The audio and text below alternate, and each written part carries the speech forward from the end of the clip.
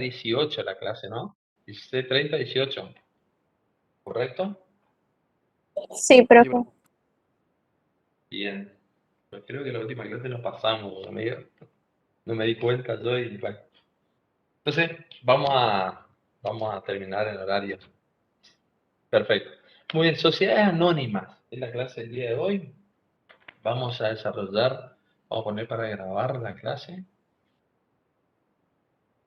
Vamos a desarrollar la clase de sociedades anónimas, capítulo 5 del programa de ustedes, unidad 5.b. Como decíamos la vez pasada, en el desarrollo de la materia de derecho societario, ustedes van a ir viendo entonces que tenemos una parte general de sociedades y después vamos viendo los distintos tipos sociales, ¿no? A los que yo veo que ya a esta altura del programa han visto sociedades colectivas, sociedades en comandita simple, SRL, cooperativa, son los distintos tipos sociales en particular. Tipos sociales que, como ustedes vieron, tienen sus propias características, ¿cierto? Pero que reúnen los caracteres comunes de la parte del derecho societario y la parte general. Por eso yo decía en esas primeras unidades donde estudiábamos toda la parte de sociedad en general, es importante aprenderla porque hay muchas cuestiones de esas que son aplicables después a cada uno de los tipos sociales. Bueno, entonces hoy arrancamos con sociedad anónima. Como verán, sociedad anónima son prácticamente 2 unidades.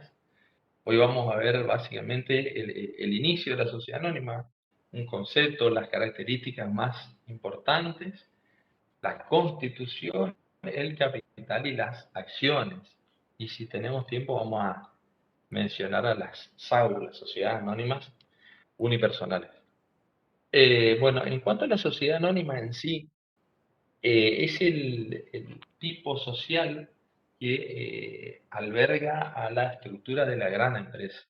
La sociedad anónima está vinculada con las empresas de grandes dimensiones, las empresas más importantes normalmente acuñan este tipo social.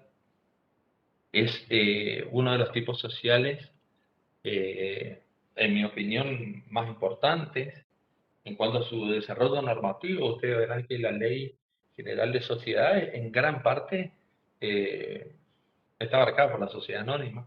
Tiene un gran desarrollo de artículos, está muy regulada, porque ya digo, es uno de los tipos sociales más importantes. En la Argentina es uno de los tipos sociales más utilizados, la sociedad anónima, junto con, ¿qué otro tipo social ustedes conocen muy utilizado de los que ya inclusive han visto eh, en el programa? ¿Qué otro tipo social me pueden mencionar? La SRL. La SRL. Perfecto. ¿Y actualmente le suena algún otro tipo social? Sociedad Anónima, SRL, ¿y cuál más está como en boga, digamos, porque ofrece alguna... La SAS, profe. La SAS. Exacto, perfecto, la SAS. En algunos países las SAS o sociedades anónimas similares a esta están ganando gran terreno al punto de ser el tipo social más utilizado. Pero bueno, en líneas generales, entendamos que la sociedad anónima es los tipos utilizados más importantes de nuestro país y alberga a la gran empresa. ¿Por qué? Yo me preguntaba inclusive, ¿por qué sociedad anónima? Siempre me llamó la atención lo de anónima. Si se sabe quiénes son los socios, no son anónimos los socios, ¿no? Yendo a lo más básico. En realidad, anónima es porque el legislador, digamos, no tiene en cuenta en esta sociedad tanto el carácter personalista del socio, no tiene en cuenta con tanta importancia como otros tipos sociales, el carácter personal de los socios, y sí tiene en cuenta sobre todo y le da importancia al capital y a la inversión de los socios, al punto de que el cambio en el elenco societario no es sustancial, no hace a la vida, a la esencia de la sociedad anónima, como el capital que aportan los socios. Vamos a comenzar a compartir un PowerPoint sencillo, como para ir haciéndonos de guía nada más.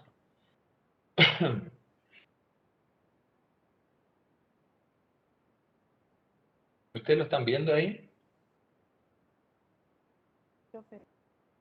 ¿Sí? Bueno. ¿Está correcto? Sí, profe. Sí, Bien. profe, se ve. Entonces yo le decía que ¿por qué anónima? El anonimato entonces viene de ahí, de que la cualidad personal del socio no es tan importante como en otros tipos sociales. ¿En qué otros tipos sociales que ustedes ya han visto, y estoy hablando de características salientes, básicas, digamos, es importante la calidad personal del socio, por ejemplo? En la SRL. Y hay otra en la que es más importante la calidad personal del socio. ¿En las colectivas? Exacto, en la sociedad Como el colectiva. simple. No está mal lo de SRL, entonces vemos y vamos a recordar esto. Usted dígame si no ven o algún inconveniente con la pantalla, ¿no? Yo estoy viendo clasificación de sociedades y vamos a recordar esto. Esta es una de las clasificaciones, de las más conocidas de cómo clasificamos las sociedades. Recuerden, en sociedades de interés o de persona, y ahí encontramos la colectiva, la comatita simple, la capital e industria, las sociedades intermedias o por cuotas, la SRL, que tiene nota de de ambos tipos de sociedades, y en el otro extremo encontramos la sociedad de capital o por acciones. Y ahí tenemos resaltado la sociedad anónima, sociedad de capital o por acciones. Entonces, volviendo a esta clasificación, vemos que esta es netamente una sociedad de capital donde el carácter personalista no es lo principal, sino más bien el capital, la acción, la inversión del socio. ¿Mm? ¿Alguna... ¿Hasta ahí estamos? ¿Bien? Sí, bien. Sí, profe. Bien, bien. Bueno. ¿Cuáles son las características salientes de este tipo social? La sociedad anónima se encuentra en la Ley General de Sociedades a partir del artículo 163 en adelante. Dos características tenemos que mencionar de este tipo social. Dos, mínimo. Como dice el Power, la limitación de la responsabilidad del capital aportado y la representación del capital en acciones, incorporada a títulos esencialmente negociables. Ahora vamos a ir viendo un poquito más en detalle todo esto. Pero estas son las dos características salientes. Limitación de la responsabilidad al capital aportado y la representación del capital en acciones. La limitación de la responsabilidad del capital aportado ya les debe sonar a algo parecido a la sociedad de responsabilidad limitada, ¿recuerdan? Y diremos en este punto que es todo lo contrario a la sociedad colectiva, donde los socios responden de qué manera en la sociedad colectiva. Clásica, esencial. ¿De qué manera responden los socios en la sociedad colectiva, por ejemplo? Solidaria, Solidaria, ilimitada y subsidiaria. Perfecto, muy bien. Solidaria, ilimitada y subsidiaria. Bueno, en el otro extremo de ese tipo de responsabilidad encontramos la sociedad anónima, donde los socios de ninguna manera responden con su patrimonio por el pasivo social. Van a responder con el capital aportado, digamos, de ninguna manera, ni en el caso de quiebra inclusive, se va a afectar el patrimonio particular de los socios. Otra característica, entonces decimos que el capital el capital de las SA está representado en acciones. La acción es otra nota saliente de las sociedades anónimas. Podemos mencionar como alguna otra característica también que las sociedades anónimas, como les dije, está fuertemente regulada en la Ley General de Sociedades, tiene un desarrollo normativo muy importante, contiene en esta sección de la sociedad anónima muchas normas de orden público. Recuerden, normas de orden público son las que no pueden no pueden dejarse de lado por voluntad de las partes, por voluntad de los socios. Vamos a ver que hay muchas normas rígidas en cuanto a la sociedad anónima. Entonces, eso por un lado. Y otra característica importante que hace lugar a otro tipo de clasificación, que por ahí, si en algún examen se pregunta, es que es la más rigurosa en cuanto a que tiene un régimen organicista diferenciado. La sociedad anónima es una sociedad con organicismo o sociedad de organismo diferenciado, recuerden eso. Por contraposición a las sociedades autoorganicistas. ¿Qué quiere decir esto? Digamos, por hoy es sencillo, ya vamos a desarrollar los órganos en otra clase. Pero ¿qué quiere decir organismo diferenciado? Que en la ley están previstos expresamente órganos que tienen a su cargo la función de gobierno, administración y fiscalización de la sociedad anónima. Ustedes habrán visto básicamente que la sociedad colectiva, por ejemplo, que es autoorganicista, no tiene establecido órganos en la Ley General de Sociedades. Las decisiones las toman los socios, administran los socios, en lo esencial, ¿no? La SA tiene como característica que tiene órganos bien delimitados, bien regulados en la Ley General de Sociedades, donde encontramos, por ejemplo, órganos típicos de la sociedad anónima, que es el directorio, que es la asamblea, el consejo de vigilancia y la sindicatura, en su caso, como órgano de fiscalización. Entonces, ahí tienen otra nota saliente. La sociedad anónima tiene órganos diferenciados. ¿Mm? Como vemos al final, la característica, lo que decíamos, hay una menor connotación personal del socio. Por eso decimos, recuerden que la sociedad anónima es una sociedad de capital, no de personas. El socio, también llamado accionista, también llamado inversor, si se quiere. En la sociedad anónima se puede concluir, digamos, y en muchos de los casos, el socio, el que adquiere acciones de una sociedad, muchas veces, y eso ustedes lo conocen seguramente, quien adquiere acciones de una sociedad, muchas veces no está interesado en participar netamente como socio, en participar de la vida activa interna de la sociedad. Simplemente una persona puede comprar acciones con qué objetivo, a ver si alguien me puede responder, digamos, ¿qué se le ocurre? ¿Con qué objetivo podría comprar De invertir. acciones? Exacto. Invertir, especular o tener una ganancia, básicamente entre el precio que pago por una acción y el precio que pago al venderla. ¿Se entiende, no? Obtener una utilidad, pues, profe. Totalmente, exacto, por ahí va. Entonces vamos delineando el perfil del socio de la sociedad anónima, el perfil del accionista, que es más bien un inversor. Por eso es una sociedad de capital, entonces. Avanzando en la regulación de la sociedad anónima. La sociedad anónima, artículo 164, habla de la denominación. La denominación social puede incluir el nombre de una o más personas de existencia visible y debe contener la expresión sociedad anónima, su abreviatura o la sigla SA. En caso de sociedad anónima unipersonal, deberá contener la expresión sociedad anónima unipersonal o la sigla SAU. Entonces, ¿cómo se identifica la sociedad anónima? La respuesta es con denominación social. ¿Quién no puede utilizar la sociedad anónima? ¿Qué le está vedado a la sociedad anónima? La utilización de razón social, reservada para aquellas sociedades en las cuales tienen responsabilidad solidaria ilimitada. ¿Qué tipo social tiene razón social? ¿Qué tipo de sociedad utiliza razón social? ¿Recuerdan? Hay que engancharlo con la responsabilidad, que es lo que ustedes... ¿Cuál? Las colectivas. Perfecto. La sociedad colectiva. Entonces, digamos, un poco a esta altura del estudio de sociedades, no sé, por ahí lo tradicional es ir armando un cuadro comparativo con los distintos tipos sociales, ¿no?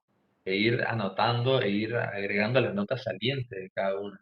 Yo diría que en un extremo está la sociedad colectiva y en otro extremo directamente está la sociedad anónima. Entonces, en esto también se ve, en la denominación de la sociedad se nota esto. Recuerden entonces, nota saliente, la responsabilidad en la sociedad anónima es totalmente limitada y nunca va a afectar al patrimonio propio de los socios, patrimonio personal de los socios. Bueno, dijimos que vamos a hablar básicamente, sociedad anónima, de tres cosas. De la constitución, del capital y de las acciones. La constitución, ¿qué es la constitución? Es de qué manera o cómo está regulado el nacimiento de una sociedad anónima. De qué manera nace, cómo se origina una sociedad anónima. Y nosotros acá vemos que hay dos posibilidades. La constitución de la sociedad anónima puede ser por acto único o por suscripción pública o escalonada. Recuerden entonces, acto único, artículos 165, 66 y 67, y suscripción pública o escalonada, que es un proceso un tanto más complejo, artículos 168 a 185. Lo importante, yo reitero, y han dicho otros integrantes de la clase, de la cátedra, perdón, de la clase inaugural, es que en la clase, incluso por el tiempo y demás que tenemos, damos los conceptos básicos. La idea es que a ustedes les quede un entendimiento claro, en el caso de sociedades, de la estructura de la sociedad, de la estructura de tipo social y las notas salientes de cada una de las sociedades, ¿no? Después ustedes van a desarrollar con lectura el resto ir profundizando. Pero como siempre digo, primero, y en todas las materias, como por siquiera van a ver que es aún más, tenemos que entender lo más importante, lo medular, y de ahí ir extendiéndonos a las cuestiones un poco más finas y más complejas, si se quiere. Entonces, las sociedades anónimas pueden hacer de dos maneras: por acto único y por suscripción pública o escalonada. Vamos a la constitución por acto único, también llamada simultánea. Es aquella en que la constitución y la suscripción del capital por los socios fundadores se realiza en un solo acto. También llamada simultánea, es aquella en que la constitución de la sociedad y la suscripción del capital por los socios fundadores se realizan en un solo acto. Y que podemos ir vislumbrando ya de este pequeño concepto que tenemos ahí. Dice simultánea porque hay dos cuestiones que ocurren al mismo tiempo: la constitución y la suscripción del capital. A ver si alguien me recuerda, o recordamos entre todos, cuál es la diferencia entre suscripción e integración del capital social. ¿Recuerda la diferencia entre suscripción e integración del capital? ¿Alguien me puede decir? Suscripción es el compromiso de aporte que van a realizar y la integración es el efectivo aporte del capital comprometido. Exacto, tal cual, muy bien. No sé quién está hablando, no veo todos tres nombres, pero se escucha perfecto.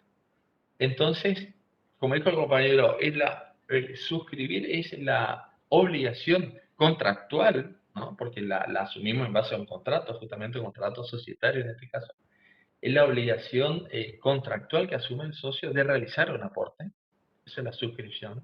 Y la integración es el efectivo aporte comprometido, digamos, es la efectivización de ese aporte.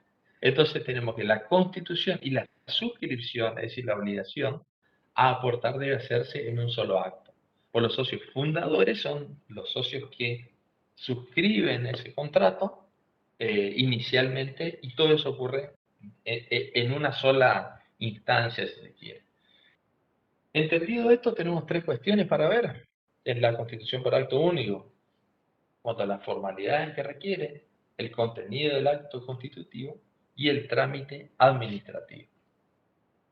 En cuanto a las formalidades, tenemos que tener en cuenta que la constitución de la S.A. debe ser por instrumento público. Por instrumento público. Por lo general se hace por escritura pública, aunque recuerden que el artículo 289 del Código Civil y Comercial establece cuáles son los demás instrumentos públicos. No solo la escritura es instrumento público, el más conocido, el más utilizado, y en general podemos decir que la S.A. se constituye por instrumento público, escritura pública. La reforma del contrato constitutivo debe inscribirse en el registro, pero ya no necesita ser realizada en escritura pública. Entonces,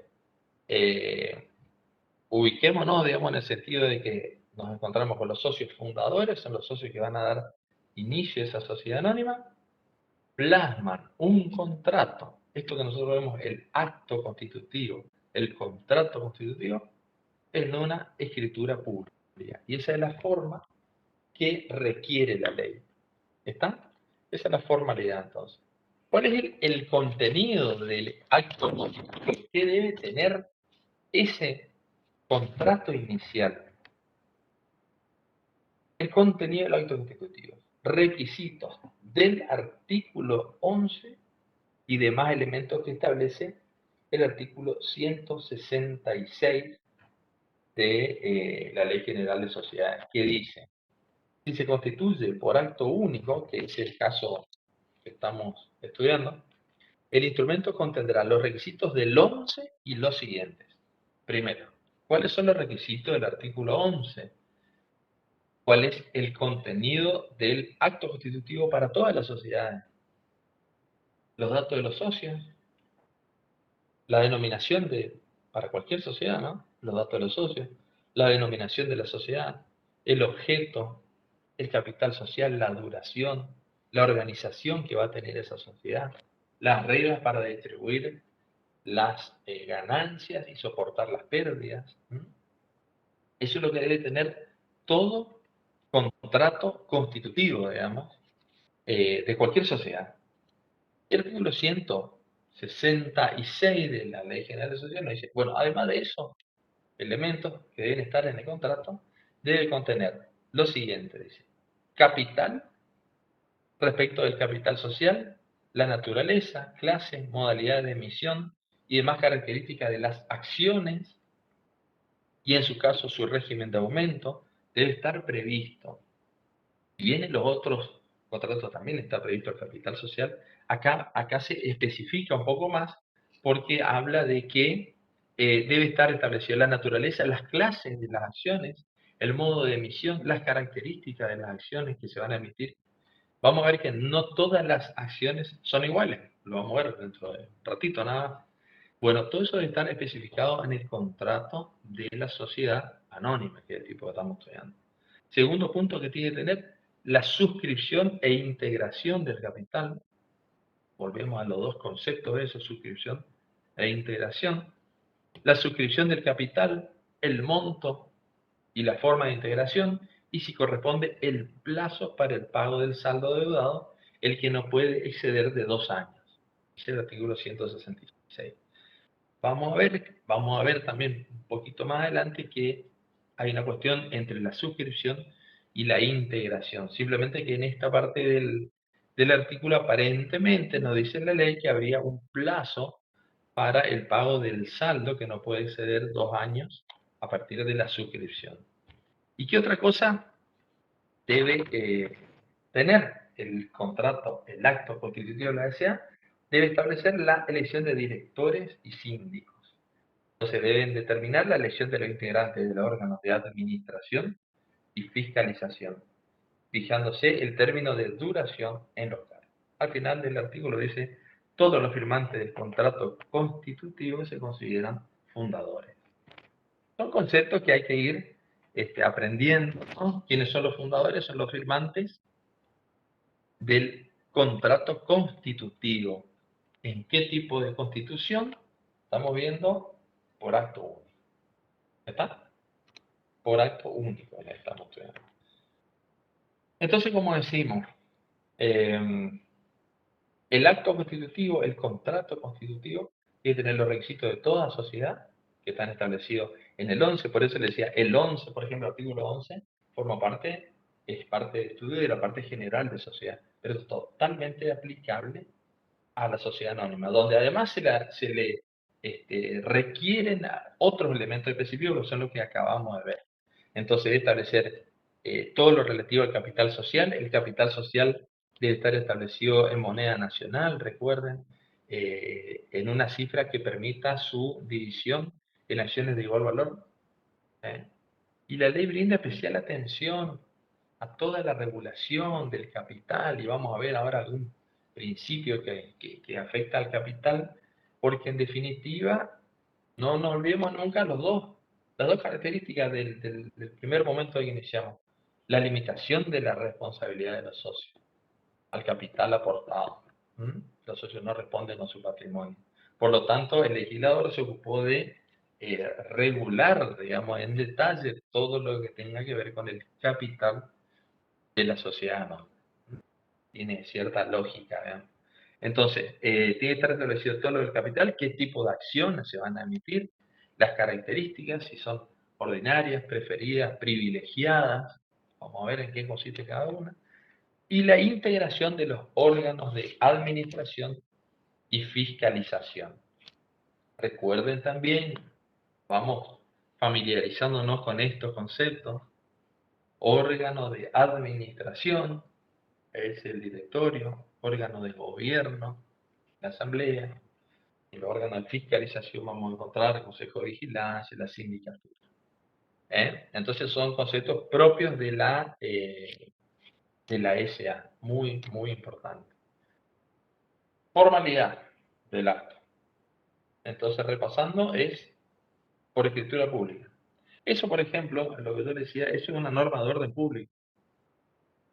¿Podría ser yo intentar constituir una sociedad por instrumento privado, por ejemplo? Un contrato con firma certificada en el escribano. ¿Me serviría para hacer una SA según esta normativa?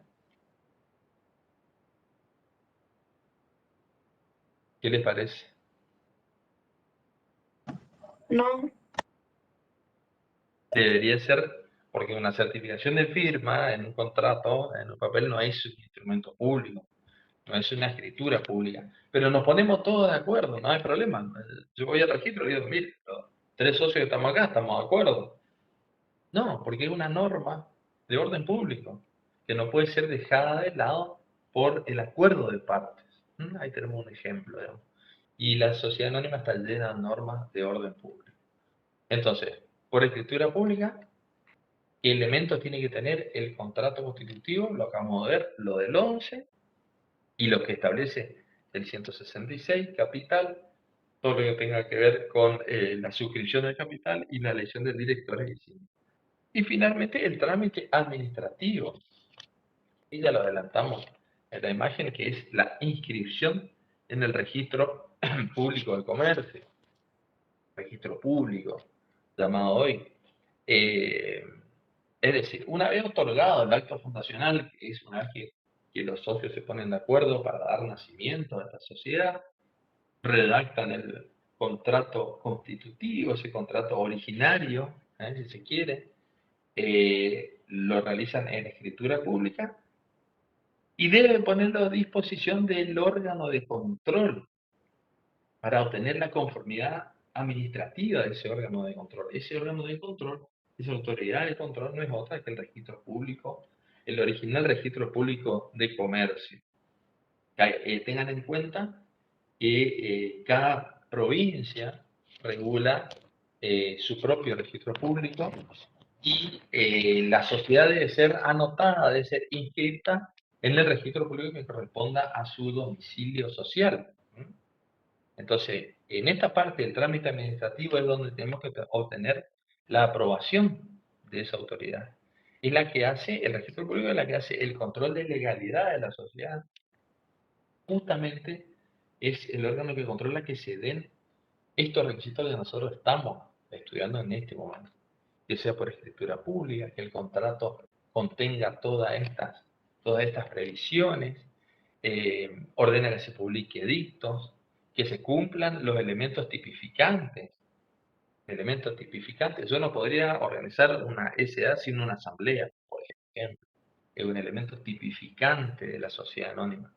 ¿Quién es el encargado de controlar toda esa forma? El registro público. Decíamos que está organizado por cada provincia y en nuestra provincia, en la provincia del Chaco, está a cargo de la Inspección General de Personas Jurídicas y Registro Público de Comercio, que actualmente opera en la órbita del Poder Ejecutivo. Entonces, básicamente, una vez ingresado el trámite de la constitución de una SA al Registro Público de Comercio, Y si resulta todo correcto, todo en orden, con la inscripción de la SA se da nacimiento a la misma. Hasta ahí, constitución por acto único. Básicamente, entonces los socios se ponen de acuerdo, elaboran un contrato para dar nacimiento a una sociedad anónima con todos los elementos que tiene que tener, lo presentan en el registro público y si está todo ok, se lo aprueban esta autoridad de control y nace la sociedad anónima. ¿Está? ¿Estamos hasta ahí con esa forma para pasar a la otra o no? ¿Alguna duda? No, profe. Está ¿Bien? bien. Bueno, de todas maneras, ya les digo, la idea es que por ahí de la clase quede lo medular de cada tipo social. Lógicamente que tan poco tiempo le van a llegar miles de dudas, pero sobre la base de la clase ustedes ya se pueden volcar al estudio más pormenorizado de los artículos de la ley y ya uno tiene algo más claro y ya no se complica tanto el estudio del tipo social. O sea, por eso le pregunto, si hasta acá estamos bien, avanzamos a la otra forma. Entonces, estamos estudiando las dos formas que pueden hacer una sociedad anónima.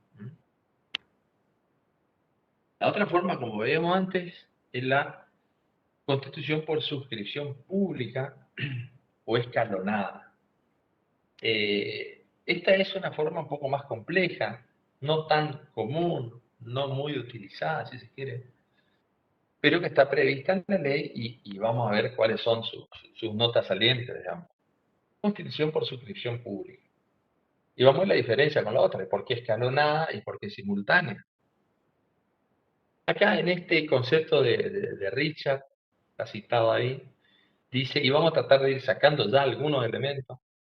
Hay constitución por suscripción pública cuando los promotores, ¿recuerdan este término? Los promotores presentan un proyecto o plan de empresa como programa de fundación de una sociedad por acciones, cuyo objeto y actividad deberá cumplirse a través de la obtención de un capital suficiente, a cuyo fin se recurre a la suscripción de capital por accionistas inicialmente indeterminados, quienes, con la intervención de un banco, decidirán en definitiva la constitución o no de esa sociedad por acción. A ver, vamos a sacar algunos elementos tratando de hacer lo más sencillo posible esta cuestión de la constitución por suscripción pública. Dice, cuando los promotores presentan un proyecto o un plan de empresa, un proyecto de sociedad, ¿no? Un programa de fundación. O sea, la palabra le dice, esto es un proyecto de sociedad anónima, de formación de una sociedad por acciones. Los promotores presentan un proyecto de sociedad anónima, cuyo objeto y actividad deberá cumplirse, cuya realización, se va a cumplir a través de la obtención de un capital suficiente. Intentan obtener capital suficiente. Y para ello recurren a la suscripción del capital por accionistas inicialmente indeterminados. Para ello van a recurrir a la suscripción de capital por parte del público interesado. Del público interesado. Salen a captar, si se quiere, capital para transformarlo en acciones, salen a captar público interesado en suscribir acciones de este proyecto de sociedad anónima. ¿Quiénes? Con la intervención de un banco, otro actor importante en este tipo de constitución, el banco, van a decidir en definitiva si se constituye o no esa sociedad por acciones. Y en ese concepto están, podríamos decir mayormente, todos los elementos de este tipo de constitución. Primer punto, los promotores firmantes redactarán un programa de fundación que someterán a la aprobación de la autoridad de control y su posterior registro en la misma.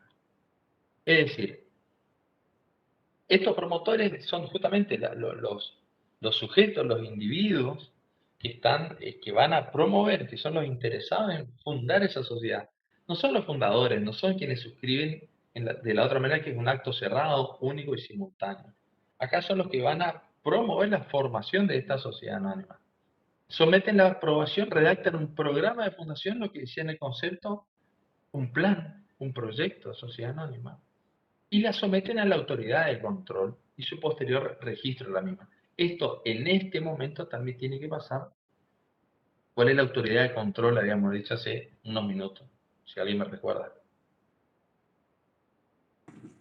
El registro público. Sí.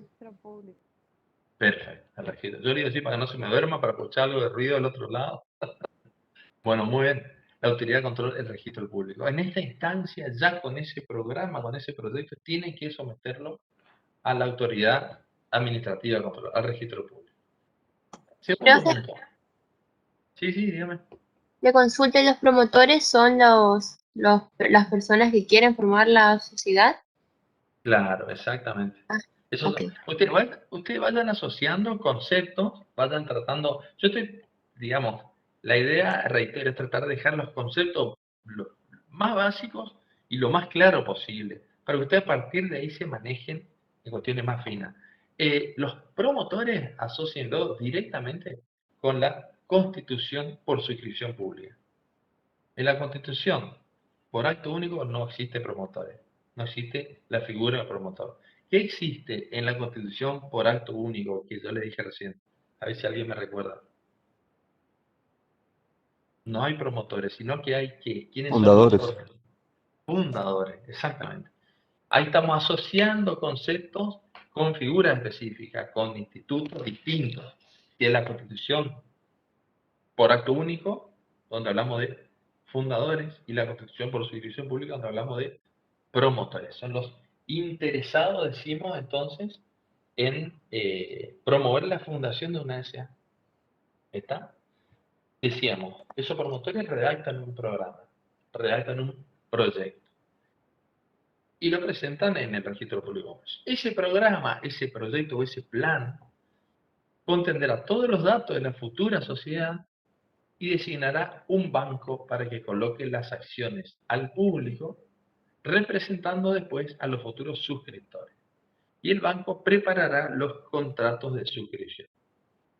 Entonces, promotores elaboran un programa, un plan, un proyecto. En ese plan, en ese proyecto, está todo detallado en la ley, pero ustedes se imaginarán que tengo que elaborar un proyecto de SA.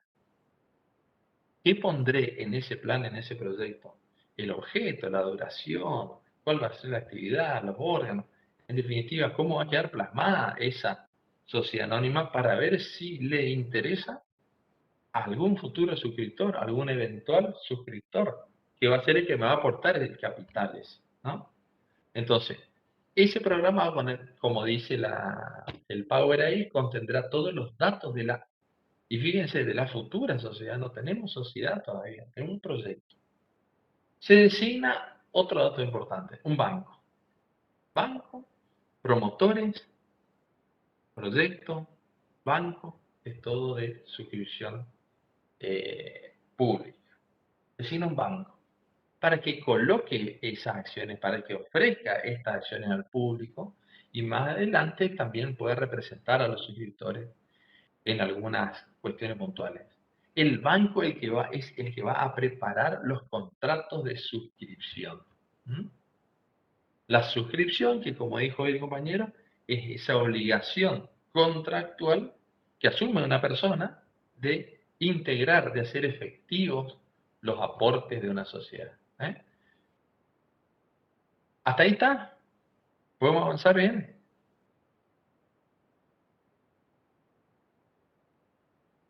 Pero estos promotores, ay, disculpe, estos Sí. promotores digamos, ya pusieron digamos, en este plan pusieron ya su Sí.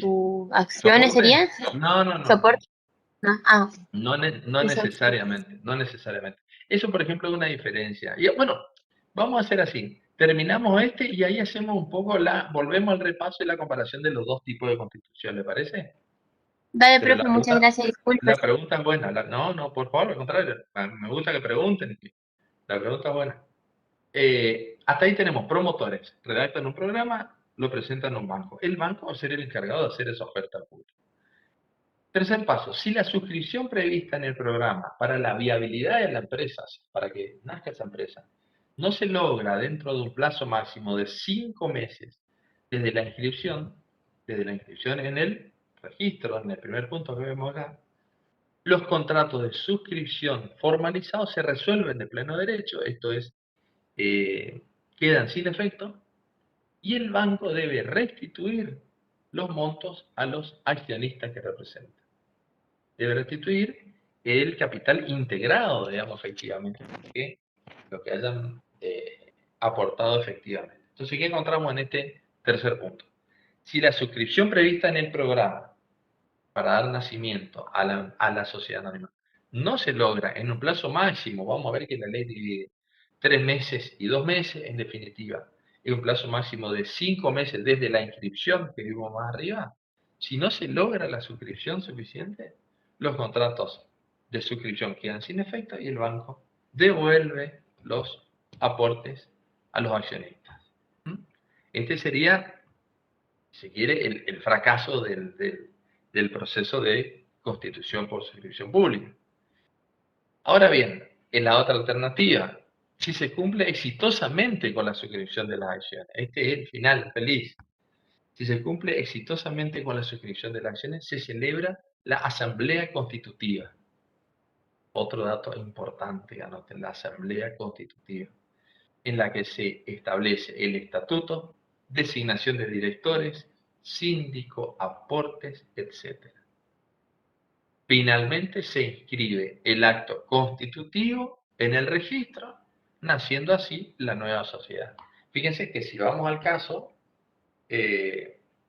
al final de cuentas, tiene el mismo final que la sociedad por constitución, por acto único. El acto constitutivo se tiene que terminar inscribiendo en el registro para que nazca la nueva sociedad. Entonces vemos que realmente es diferente, como decíamos. En la constitución por acto único es simultánea y decíamos la suscripción y la constitución se hacen en un solo acto.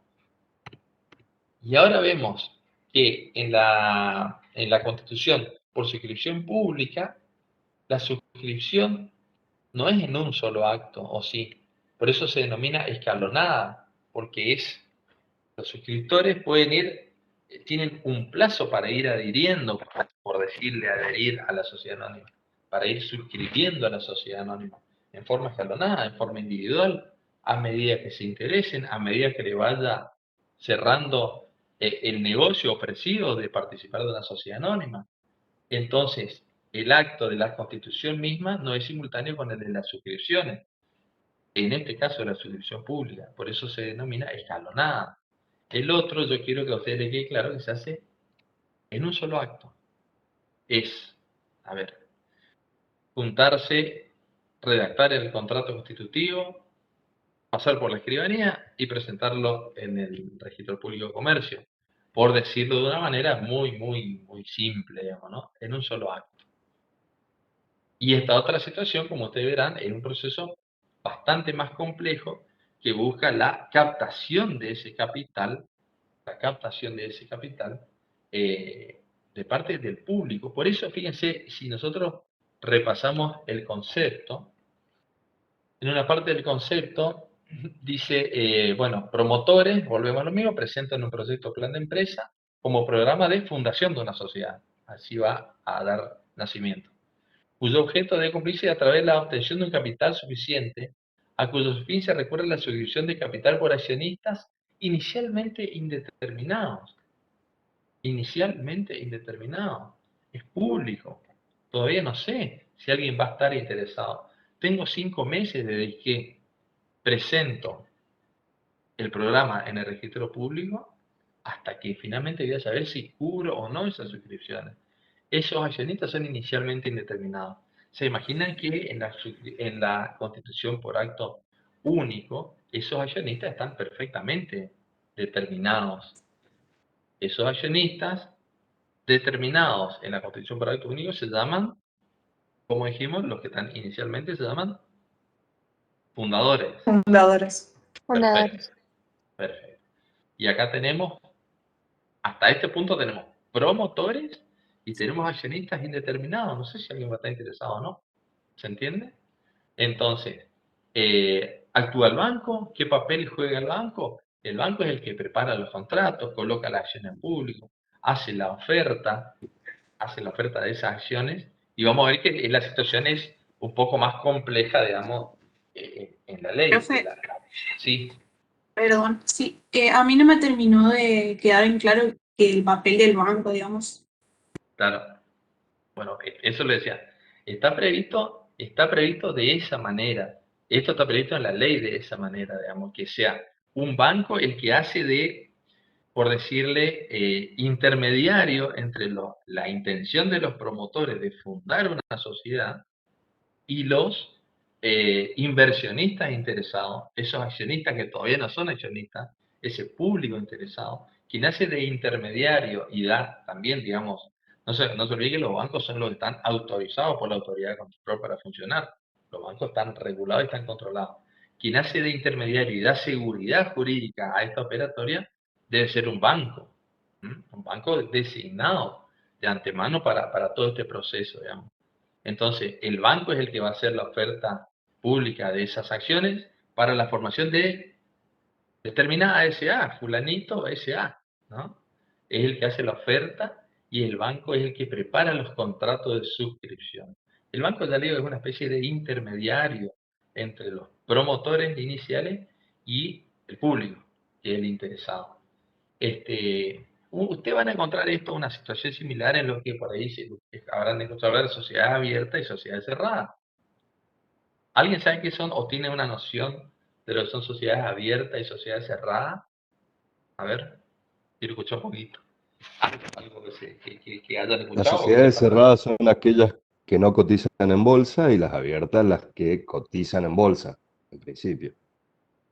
Exacto, exactamente, es correcto. Entonces la cerrada, nosotros la tenemos más vinculada, si se quiere, no son exactamente esto, pero estaría más vinculada a una constitución. ¿De qué tipo? De estas dos. La sociedad cerrada. Acto único. Acto único. Está más familiarizada con la constitución por acto único, donde son 3 accionistas, y son 3 accionistas, y nace la sociedad con 3 accionistas. Desde el comienzo hasta que se da inicio, desde el comienzo, digamos, desde la génesis misma, arranca así. Y la sociedad abierta va captando capital a través de la oferta pública de valores. Eso, bueno, ahí sí tienen, por ejemplo, una característica de una empresa de grandes dimensiones y una sociedad anónima que no necesariamente es de grandes dimensiones. La sociedad cerrada es esta sociedad que no necesariamente es de grandes dimensiones, y la sociedad tipo abierta que hace una oferta pública de sus valores, sí, es, ejemplo, Telecom, YPF y demás, venden a través de la Comisión Nacional de Valores, es otra actividad, ¿no? Otra cuestión que por ahí me gusta resaltar en esta cuestión de la sociedad anónima, y que uno por ahí tiene una idea, no sé, o yo por lo menos tengo una idea distorsionada, eso son lo que son las sociedades anónimas de familia, que tienen una característica, y uno cree, digamos, en principio que las sociedades anónimas de familia son las sociedades anónimas chicas, ¿no? Si quieren, pequeñas, medianas. Y no es así, en realidad el 90% de las sociedades anónimas de la Argentina son sociedades anónimas de familia, pertenecen básicamente a una familia y son estructuras importantes, son mega empresas, y son sociedades anónimas de familia y tienen una característica especial. Hace un tiempo están en boga los protocolos para la sociedad de familia y demás, digamos. Pero tiene que ver, entonces, todas esas son cuestiones que están vinculadas, sociedades cerradas, sociedades abiertas, sociedad anónima de familia, y esta cuestión que estamos viendo hoy, que es la constitución. Pero no olviden que se puede hacer una constitución por acto único y posteriormente hacer oferta pública para el caso de que la Comisión Nacional de Valores autorice esa modalidad de captación de capital, ¿no? Entonces quedémonos, por lo pronto, con estas dos formas, de qué forma puede nacer una sociedad anónima La ley prevé estas dos posibilidades, por acto único y por suscripción pública o escalonada. ¿Podemos avanzar al próximo punto o les queda alguna cuestión? Por miles de cuestiones les quedan, pero por lo menos de lo que hablamos hasta acá, de la forma en que nacen las sociedades, la sociedad anónima. ¿Avanzamos? Profe, Bueno, cualquier cosa. Ahora, si tenemos unos minutos, evacuamos algunas dudas. A ver. Vamos al próximo punto. Entonces decíamos, hoy básicamente lo que vamos a ver es la sociedad anónima, lo esencial, decíamos, la forma en que nace, cuál es su capital y cómo se divide su capital. El capital social. El capital social, hay autores como Vivante que definen al capital social como una existencia de derecho. La mayoría de los autores definen al capital social por contraposición con el patrimonio social. Entonces, de entrada vemos como una especie ahí de cuadro comparativo con las características de una y otra figura. Entonces tenemos por un lado, y vamos a tratar de ir delineando el contorno de cada una. Por un lado tenemos el capital social, que dice implica una existencia de derecho, es una cifra representativa del valor de los aportes de los socios. Y le diría un poco que ese, si se quiere, es el concepto que comparte casi toda la doctrina. El capital social es la cifra representativa del valor de los aportes de los socios, en especie y dinero, esos aportes. Vamos a ver que pueden ser así también. El capital social permanece invariable, esencialmente invariable, y es garantía indirecta de los acreedores. Por otro lado, tenemos al patrimonio social como contraposición con esto. Conforme una existencia de hecho, el patrimonio social es el conjunto de bienes y deudas de la sociedad, es esencialmente mutable y es garantía directa de los acreedores. Entonces, a ver, bien, es garantía directa de los acreedores, decíamos. Entonces, ¿cuáles son las características del capital social? El capital social representa, decíamos, es una cifra representativa, es una idea de derecho más que una idea de hecho, es una cifra que representa el aporte que han realizado todos los socios de la sociedad anónima. Figura en el contrato constitutivo, decíamos que está no solo en el artículo 11, sino en el artículo 166. Permanece invariable. Ahora vamos a ver lo que es el principio de intangibilidad del capital. Recordemos lo que decíamos, la sociedad anónima, si tuviera que decir una sola cosa, diría que es una sociedad de capital, ¿cierto? Por oposición a las sociedades de personas. Por lo tanto, el capital es un elemento fundamental en la sociedad anónima. Por eso está regulado de esa manera en la ley.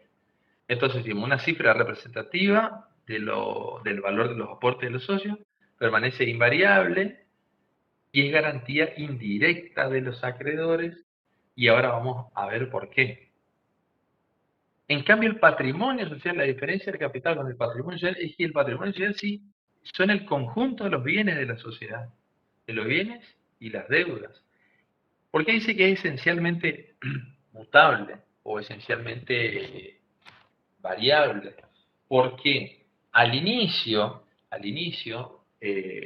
tanto el capital social como el patrimonio social se van a identificar, van a ser lo mismo.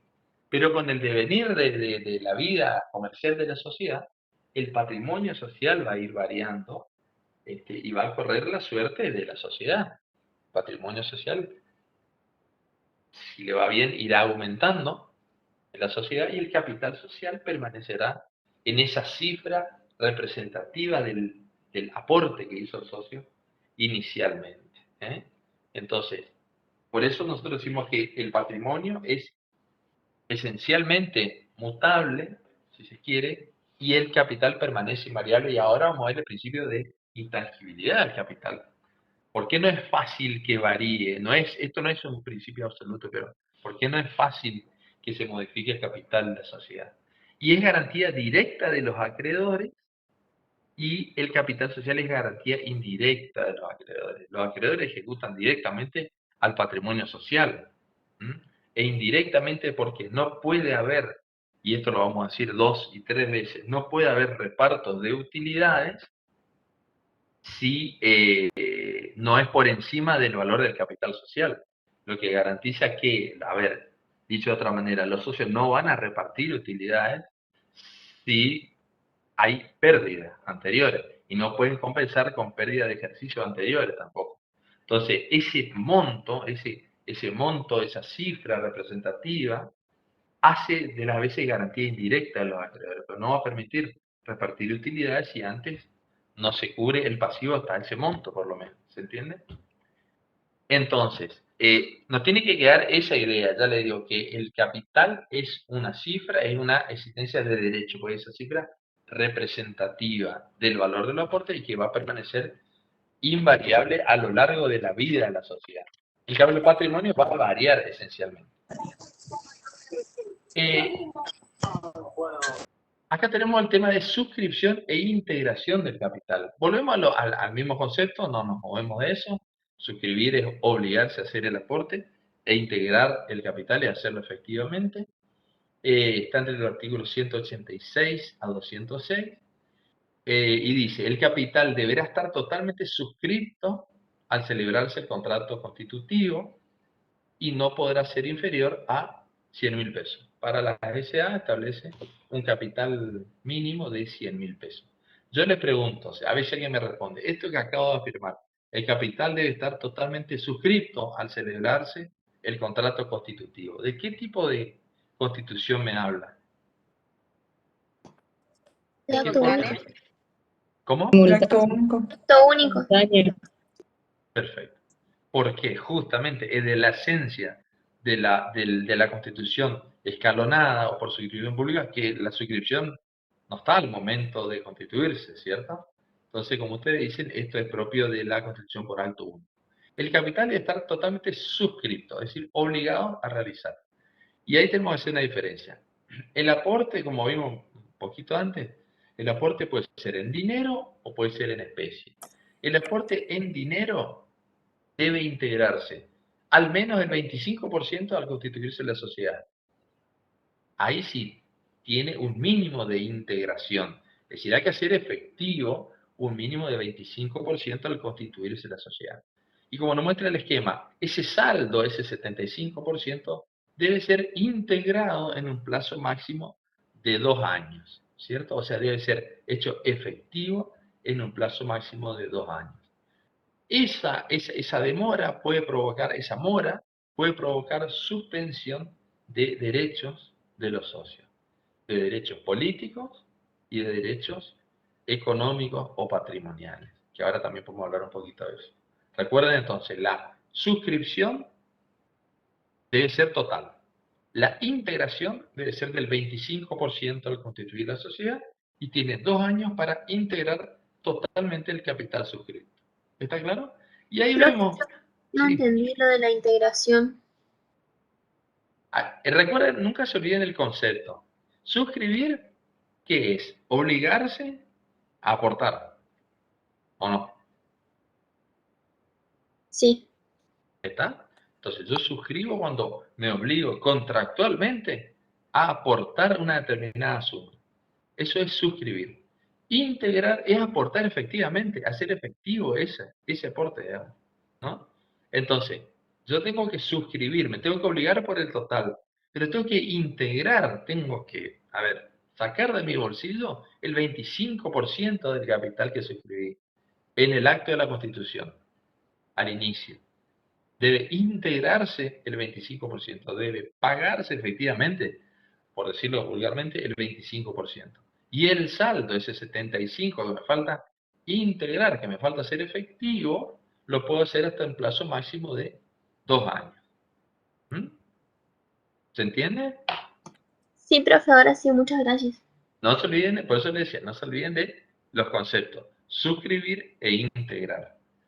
Y ahí hay otra alternativa, ¿no? Dice, en la SAU el capital debe estar totalmente integrado, no suscrito. O sea, el capital debe estar totalmente aportado efectivamente a la sociedad, en la SAU. Ahora al final de todo vemos rápido la SAU, cuáles son las características que ya la vamos viendo a lo largo de esto. Entonces, eso es el aporte en dinero. Ahora, el aporte en especie debe integrarse totalmente al momento de la constitución, es decir, lo debo aportar efectivamente, y pueden consistir solo en obligaciones de dar a la sociedad, ¿cierto?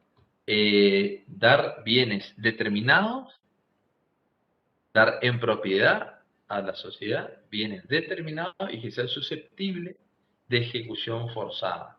Uno puede dar derechos también a la sociedad, puede dar, es decir, dar, aportar, estamos hablando, ¿no? Aportar derechos como patente, derechos intelectuales que no sean litigiosos. Entonces, pasando limpio, yo voy a constituir una sociedad, bueno, voy a hacer mi aporte. Yo voy a aportar dinero, voy a poner plata, listo, bueno, ¿cómo hacemos? Voy a suscribir tantas acciones, lo que me va a mandar tantas sumas de dinero. ¿Cuánto tengo que pagar hoy ya? Hoy. Bueno, la ley me dice, hoy tenemos que poner mínimo, ¿cuánto? El 25%. Perfecto. Y tengo todo 2 años para pagar, así, hablando, de esta manera, pagar el resto hasta 2 años. Integrar el resto del aporte hasta 2 años. Ahora, si le digo, no, yo no voy a aportar dinero, voy a aportar en especie. Y vamos a hacer una sociedad anónima que se dedique a la construcción. Perfecto. Yo tengo 2 grúas y 3 topadoras. Bárbaro. Tiene que ser susceptible de apreciación económica el bien. Bueno, ¿cuánto implica? Tantos pesos. Bárbaro, pero yo aporto las máquinas en especie. Entonces, en ese caso, debo integrar totalmente, o sea, las debo dar en el acto de la constitución de la sociedad. ¿Se entiende? Debo dar el aporte completo. Si son 3 máquinas, debo dar las 3 máquinas. Debo integrar totalmente ese tipo de aporte en especie. Solo obligaciones de dar. ¿Por qué? Cosas susceptibles de ejecución forzada. Porque de ahí, ¿quiénes se van a cobrar llegado al caso? Díganme ustedes, a ver. Los acreedores. Exacto, los acreedores. Yo quiero que le vaya quedando claro lo que hablamos al comienzo, los fundamentos de esto. Los socios nunca responden, sino va a responder la sociedad con sus bienes. ¿Está? Entonces, en la medida que uno nos va quedando esos aspectos fundamentales bien firmes, nos resulta más fácil manejarnos dentro del tipo de sociedad. ¿Está? Entonces, decíamos, ¿en qué consiste el capital? La cifra representativa de los aportes, de qué manera se suscribe y se integra al capital. Bueno, ahí tenemos que ver 2 cuestiones. Entonces, recuerda, si es en dinero o si es en especie. Y establece un mínimo de integración, digamos, y un mínimo de suscripción, digamos, la suscripción debe ser total. Como ustedes dijeron, en la Constitución por acto único. ¿Está?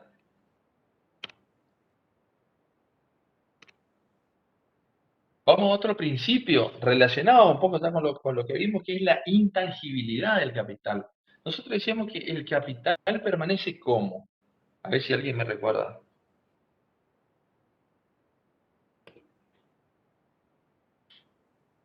El capital permanece invariable a lo largo de la vida de la sociedad. ¿Está?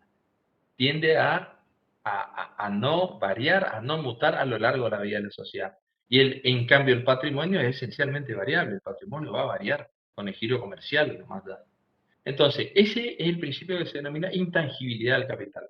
Conjunto de principios y normas que tratan de asegurar el valor mínimo del capital indicado en el contrato constitutivo. Recordemos, en el contrato constitutivo, ¿tengo que indicar el capital o no?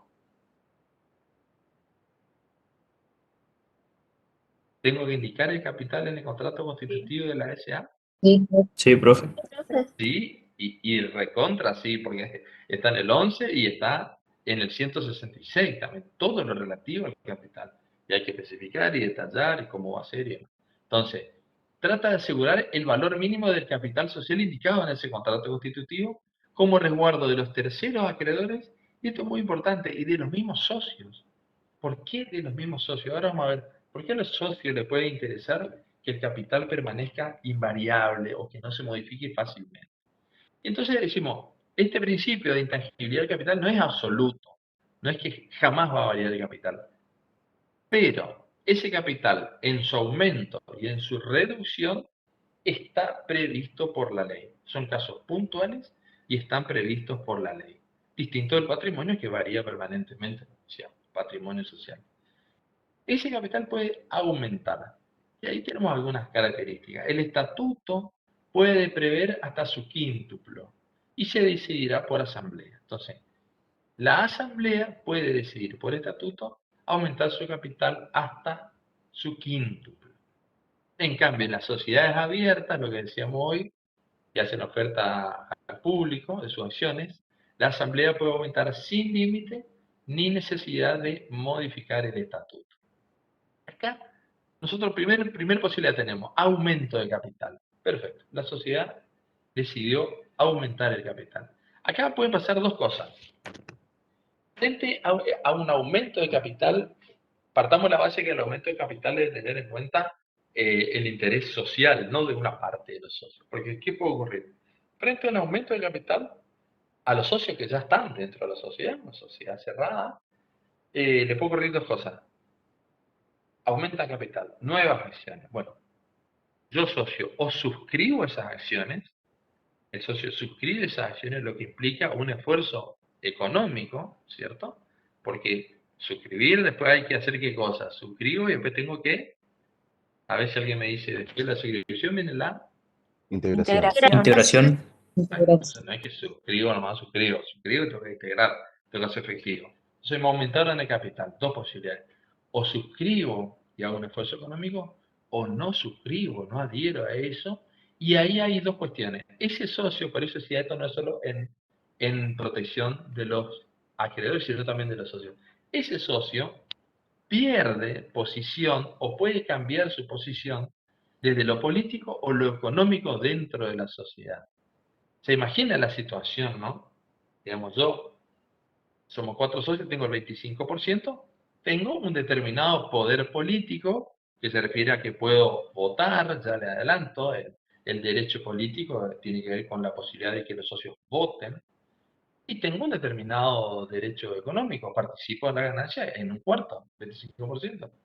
Me aumentan el capital y bueno, no puedo suscribir, no tengo posibilidad de integrar ese resto de capital. Lógicamente, mi 25% ya no va a ser 25% del nuevo capital social. Habré perdido posicionamiento desde lo político y habré perdido participación desde lo económico. ¿Se entiende o no? Porque el aumento de capital afecta, si se quiere, a los socios. ¿Hasta ahí me entienden? ¿Hasta ahí me siguen? Sí, profe. Bien. Entonces, un aumento de capital puede plantear un conflicto entre los socios de la sociedad, entre quienes quieren y pueden suscribir y entre los que no pueden o no quieren suscribir ese aumento de capital.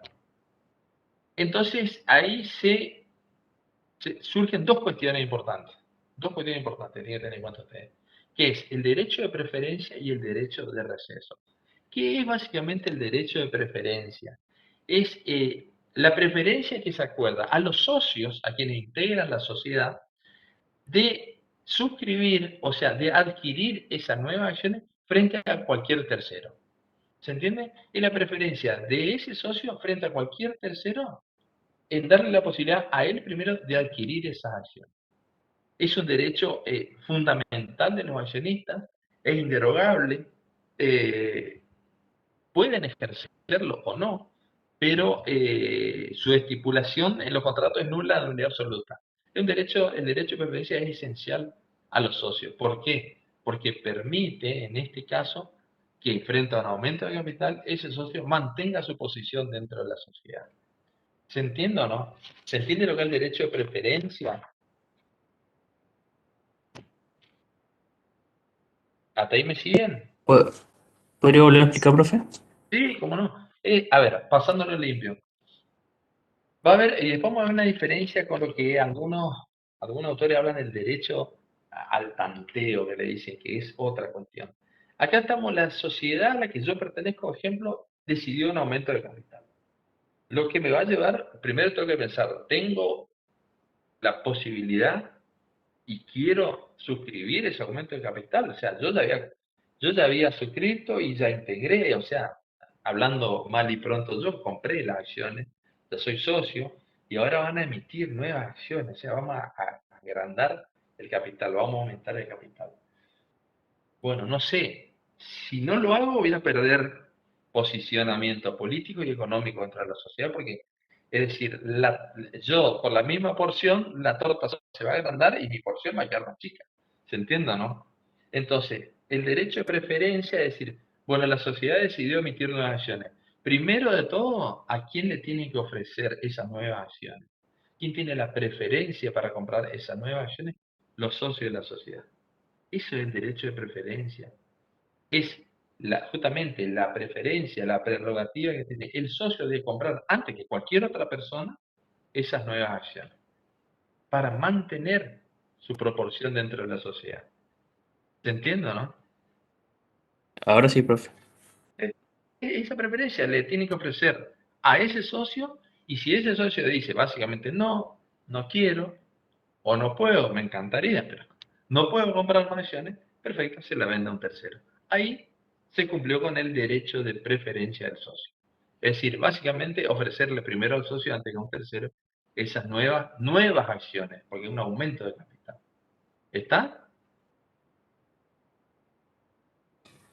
Sí, profe. Bien.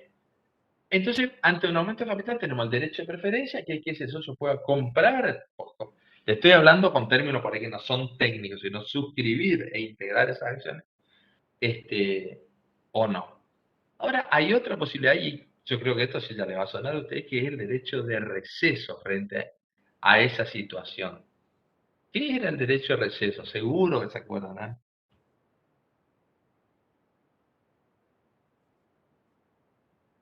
Alguien me dice que era el derecho de receso de los socios.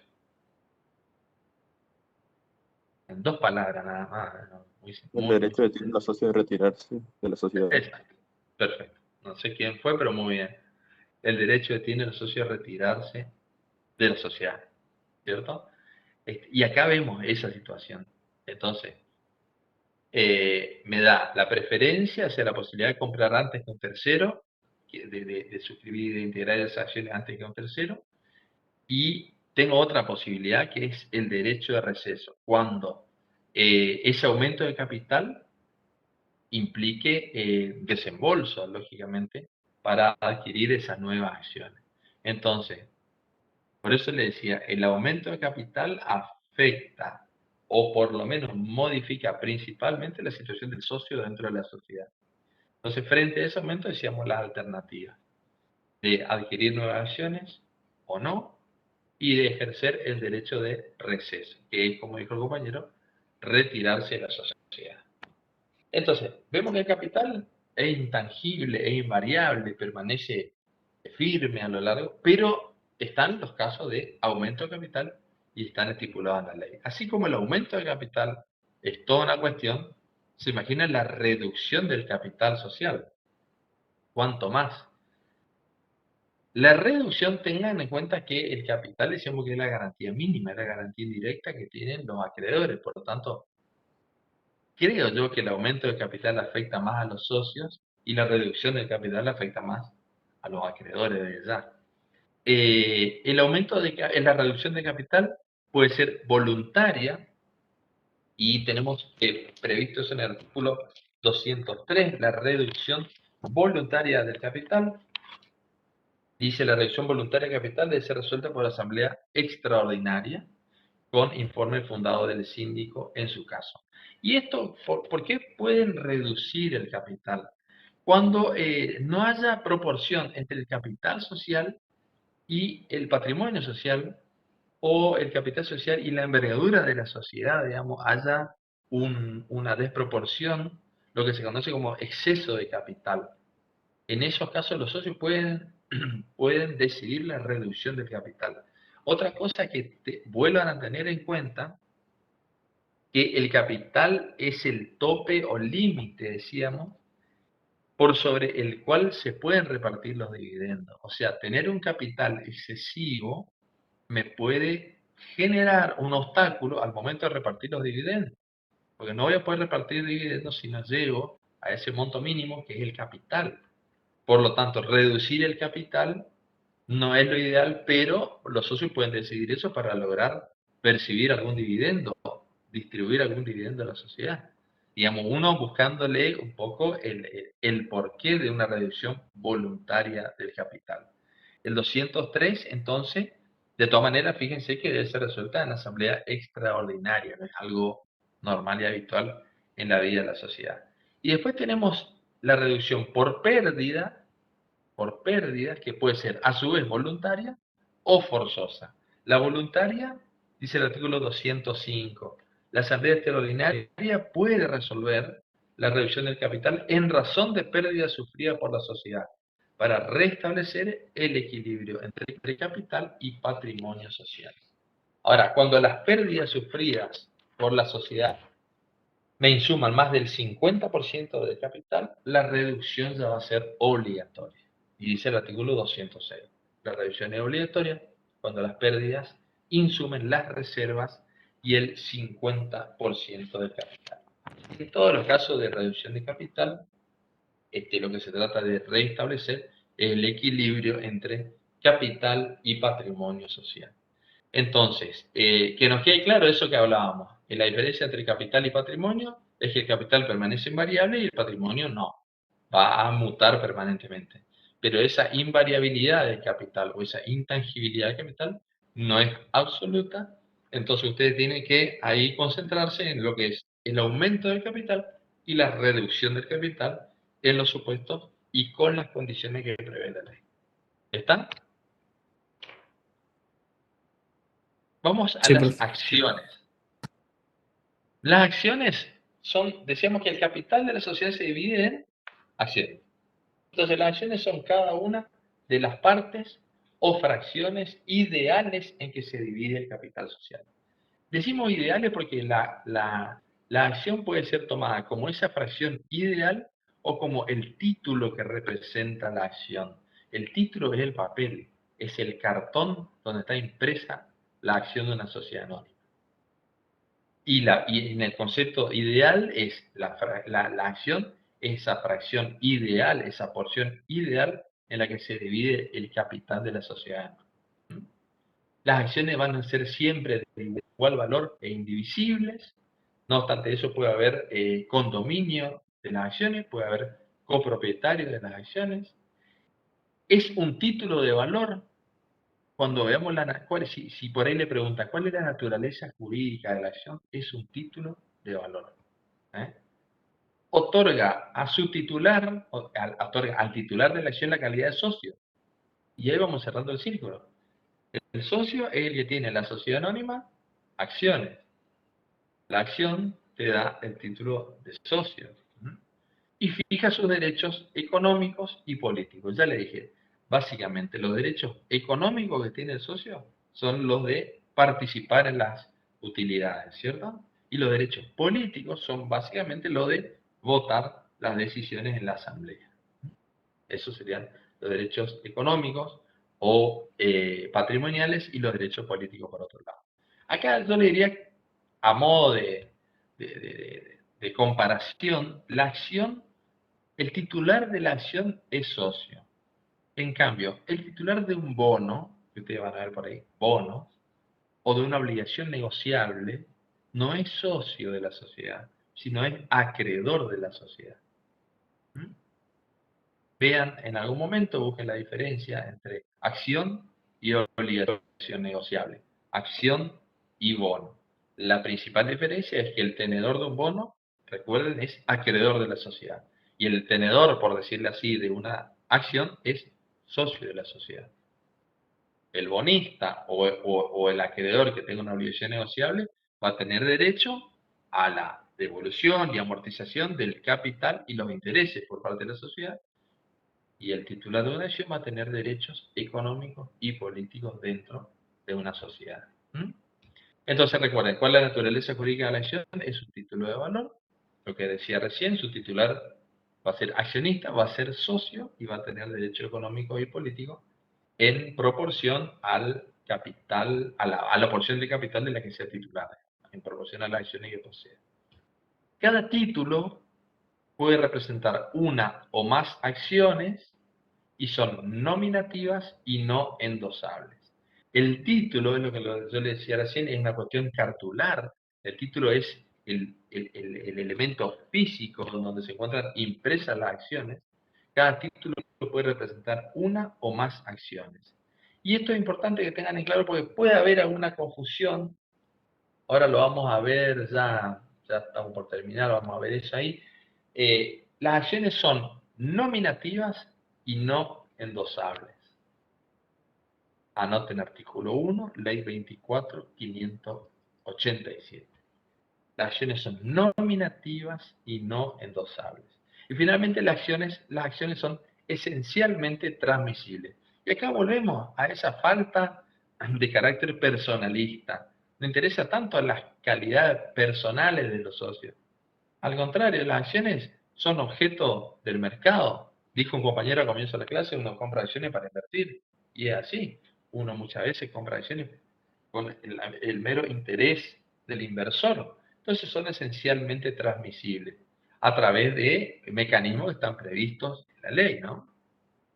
Quien quiera negociar una acción en sociedades cerradas, digamos, tiene que hacer el negocio jurídico con el interesado, inscribir las acciones en la sociedad, dar de baja la acción anterior, emitir nueva acción a nombre del nuevo titular, digamos. Está todo previsto en la Ley General de Sociedades, pero son esencialmente transmisibles. La transmisión de las acciones se puede limitar, pero nunca prohibir. Y ahí viene lo que yo decía, por ejemplo, el derecho al tanteo que dicen algunos autores. No hay aumento, vamos a suponernos que no estamos hablando de un aumento de capital, sino que un socio se quiere retirar, quiere vender sus acciones. Un socio quiere vender acciones de una sociedad. Puede estar, las acciones son libremente transmisibles, pero puede estar restringida. ¿En qué sentido? Que se puede haber estipulado que cuando uno de los socios quiera vender acciones, se las tiene que ofrecer a alguno de los socios integrantes de la sociedad. Recuerden, no es aumento del capital, donde va a haber nuevas acciones. No, uno de los 4 socios está por vender acciones. Bueno, los 4, ese primer día estipulamos que cuando uno de los 4 decidamos vender, tiene que ofrecerle primero, en forma fehaciente, podemos poner ahí en contrato, tiene que ofrecérsela a los otros socios. Una vez que los otros socios rechacen la oferta, puedo vendérsela a un tercero. Entonces eso sería una forma de restringir, de limitar la transmisión, pero nunca prohibir la transmisión de las acciones. ¿Está? Son esencialmente transmisibles. ¿Cómo podemos clasificar las acciones? Por su instrumentación representadas en títulos, lo que yo decía, en un soporte físico, en una cartulina, en un papel, y acciones escriturales que son las llevadas a través de un registro. Si usted ve en el artículo 208, dice forma de los títulos, y dice los títulos, o sea, los títulos en que representan las acciones, pueden representar una o más acciones, y eso es correcto, ser al portador o nominativos, y en este último caso, endosables o no. Este artículo 208 quedó derogado por el artículo 1 de la ley 24.587. Entonces, no pueden ser más al portador, sino que tienen que ser, como decíamos aquí, nominativas y no endosables. Esa es la respuesta correcta. Porque por ahí ustedes pueden leer alguna clasificación donde dice las acciones pueden ser nominativas y al portador, y pueden ser endosables o no. Bueno, a modo de clasificación, yo preferí inclusive no presentárselas en esta clasificación, porque esta es la única clasificación vigente conforme el imperio del artículo 1 de la ley 24.587. Entonces, las acciones actualmente son representadas en títulos y escriturales. Nominativas quiere decir que salen a nombre del socio, no son el portador. Es como el cheque, digamos. Esta la acción es nominativa porque está identificado el socio y la cantidad de acciones que posee. En ese papel, y serán representadas en títulos, o escriturales donde constan en un registro determinado. Otra clasificación de las acciones es por los derechos que confieren. Ordinarias son las acciones que dan un voto, solamente un voto, y participa de la utilidad en proporción al capital aportado, son las acciones normales. Las acciones privilegiadas son las que traen beneficios políticos, son las que pueden traer aparejada hasta más de un voto. Cada acción puede tener como máximo 5 votos, esa es una acción privilegiada. Y las acciones también pueden ser preferidas cuando tengan beneficios económicos, que pueden estar dados por alguna prerrogativa al momento de distribuir los dividendos. Entonces recuerden, ordinarias, privilegiada tiene que ver con el derecho a los votos y preferida tiene que ver con los derechos económicos. No pueden tener una misma acción privilegios. Digamos, una misma acción no puede ser privilegiada y preferida. Son incompatibles esas dos prerrogativas en una sola acción. Entonces, esta es la clasificación actual y vigente de las acciones conforme la modificación sufrida por el artículo 1 de la ley 24.587. Entonces recuerden eso, son las partes que se divide el capital, siempre de igual valor, indivisible, es un título valor, su titular es socio accionista, a partir de ahí tendrá derecho político y económico, son nominativas y no endosables y son esencialmente transmisibles. ¿Está? Y para terminar, ya estamos en hora, simplemente, o ustedes, yo después les subo el PowerPoint, si les parece, y un poco juntamos las características de la sociedad anónima unipersonal, simplemente decirle en relación a esto que el legislador intentó otorgar un instrumento sencillo, ágil, flexible para el desarrollo de las pymes, pero con los requisitos que se estableció para esto, para la SAU realmente quedó lejos de ese propósito y básicamente las SAU sirven como herramienta para sociedades subsidiarias controladas por grandes empresas nacionales o extranjeras. ¿Por qué? Por lo que vemos acá. Primero, la sociedad unipersonal solo puede ser sociedad anónima y en algún proyecto podía ser otro tipo social. Por ejemplo, SRL, no. Quedó solamente como sociedad anónima, la unipersonal. Por ende, solo puede constituirse por instrumento público, o no, es una sociedad anónima, instrumento público. Y acto único, porque es unipersonal. Recuerden que la suscripción pública intervienen sucesivos accionistas que se van adhiriendo, van suscribiendo. Bueno, debe contener la denominación SAU. Otro agravamiento del capital social es estar aportado en su totalidad. ¿Se acuerdan en el Power anterior? Decíamos, debe estar integrado en su totalidad. Cuando la sociedad anónima, la integración debe ser del 25%, ¿cierto? No puede constituir otra sociedad anónima unipersonal. Y acá viene, creo yo, en mi opinión, lo más gravoso de la sociedad anónima unipersonal, que están sujetas al régimen de fiscalización estatal permanente del artículo 299. Cuando lleguen a fiscalización de sociedad anónima, se van a dar cuenta el por qué en la sociedad anónima unipersonal bajo ese régimen hace inviable este tipo social para las pymes. Deben designar un directorio en número impar de al menos 3 miembros y una sindicatura de al menos 3 miembros. Una sociedad unipersonal que se supone que era para el desarrollo de las pymes. Entonces, en definitiva, de todas maneras, esto es una novedad. Recuerden el concepto anterior y el concepto actual de sociedad directamente, cuando anteriormente decía 2 o más personas en forma organizada, hoy dice una o más personas en forma organizada, conforme a los tipos previstos en la ley, se obligan a realizar aportes. Cambió el concepto, lo van a encontrar en el artículo 1 de la Ley General de Sociedades. Es una novedad, yo creo que no es la solución para el desarrollo de las pymes, creo que se intentó, que actualmente está encontrando acogida, sobre todo en las SAS, que por ahí es un tipo social más moderno y más flexible, que es lo que se quería con las SAU. Bueno, eso sería entonces básicamente la clase de hoy, a ver si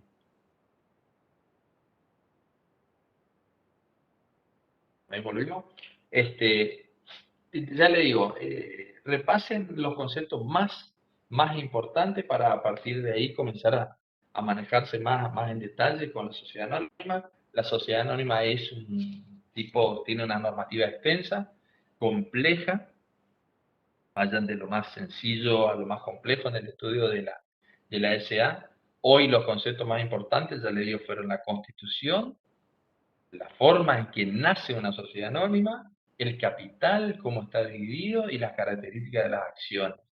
A esto en clase siguiente le van a sumar los órganos de la sociedad anónima, tema muy importante, y la fiscalización de la sociedad anónima. Es el tipo social más desarrollado de la ley normativamente, y bueno, tiene su grado de complejidad. Bueno, estamos en hora. Si quieren hacer alguna pregunta, yo no tengo ningún problema. Lo escucho, o de todas maneras vieron que está el foro para evacuar las consultas. Yo le voy a subir, a ver, voy a ver el chat porque tengo... Sí, profe, por favor, subo el Bueno, Power. le subo, sí, le subo Sí. ya le digo, es guía, es guía. Usted a partir de ahí se pueden ir adentrando en la lectura, por lo menos desde el articulado de la ley, ¿no? ¿Alguna pregunta en general? ¿Algo que les haya quedado como muy confuso? Profe, yo le quería preguntar, vio que usted mencionó que solo, digamos, el capital, por ejemplo, tendría que ser como base, digamos, en el de por acto único, de 100.000. Ah, sí, En el caso, por ejemplo, de la otra, que es en la escalonada, le consulto. Ahí cuando hacen digamos, publican en el banco, por ejemplo, puede sí. ser menor por un galeo de 80.000 y decir, ah, bien, esto está bien, hasta acá vamos a... No, tiene un capital mínimo de 100.000, digamos, y También, eso opera, sí, exacto, eso opera para las dos. Y recuerden que tiene un plazo ustedes vean más en detalle después el tema de la Constitución por suscripción pública, y van a ver que el plazo en total es de 5 meses desde que se inscribe hasta que tiene que completar la suscripción. Tiene un plazo para cumplirse. No puede quedar indeterminada, incluso surgen responsabilidades por la no operación exitosa de esto. Hay todo tipo de responsabilidades en realidad con el tema de sociedad anónima porque no responden con su capital. Vieron que la colectiva es más sencilla en ese sentido, porque enseguida responden los socios con su capital. Ahí me se podría aplicar lo del capital como garantía indirecta de los acreedores.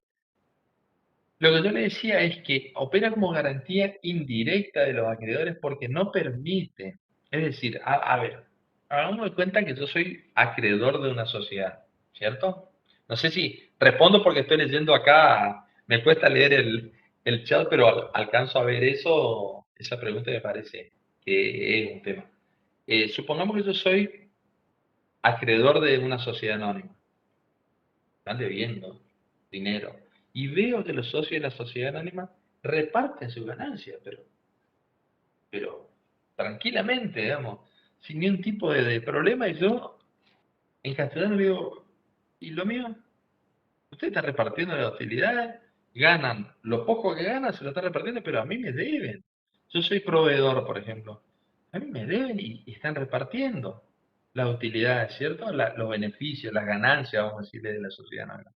Bueno, la ley establece que no pueden repartir utilidades si no es por encima del monto del capital. Es decir, si no cubren el monto del capital, es como decir, primero deben pagar las deudas hasta ese monto y recién ahí está permitida la repartición, la distribución, perdón, de utilidades. Por eso funciona como garantía indirecta. Ahora, la garantía directa de los acreedores es el patrimonio de la sociedad. Es el patrimonio de la sociedad. Por ejemplo, a ver, se me ocurre, si a mí me deben, yo soy proveedor y me deben dinero, hago un juicio de incumplimiento de contrato y logro un embargo, a mí me bastaría con pedir un informe al registro del automotor, y si en el registro del automotor o de máquina agrícola me surge que la sociedad anónima tal posee 15 rodados, embargo los 15 rodados, y son propiedad de quién? De la sociedad, de patrimonio de la sociedad. Responde directamente con eso. Entonces, el patrimonio social se puede ver agredido directamente por los acreedores. En cambio, el capital hace garantía indirecta porque hace como tope por debajo del cual no pueden repartir utilidades. En principio funciona así, digamos. Por eso lo decíamos, el capital es garantía indirecta y el patrimonio es garantía directa de los acreedores, ¿no? No sé si con eso quedó un poco clara la cuestión esa, que yo entiendo que no es sencilla, por ahí es un poco confuso todo, pero por ahí viene. Bien, me alegro. Sí, profe, muchas gracias. Bueno. Disculpe. No, por favor, a mí me gusta que pregunten, porque por lo menos veo que estuvieron escuchando algo. Esto de dar clases así es complicado, pero se imagina que cuesta a uno un poco de este lado tratar de hacer llegar todo lo que para uno en el aula lo hace de otra manera, ¿no? Pero bueno, yo le agradezco a ustedes que participan y que preguntan y que a mí me satisface mucho eso. Así que bueno, no sé, si estamos con eso, terminaríamos la clase. Le pongo a disposición la filmina de hoy y a su disposición para cualquier consulta ahí a través del foro. ¿Le parece? Sí, profe, muchas gracias. gracias. A la Hasta próxima luego. clase vamos a entrar en Gracias, profe. derecho concursal, así que bueno, espero que la parte de sociedades les vaya bien y les deseo éxito en los exámenes. Muy bien. Bueno, muchas gracias, profe.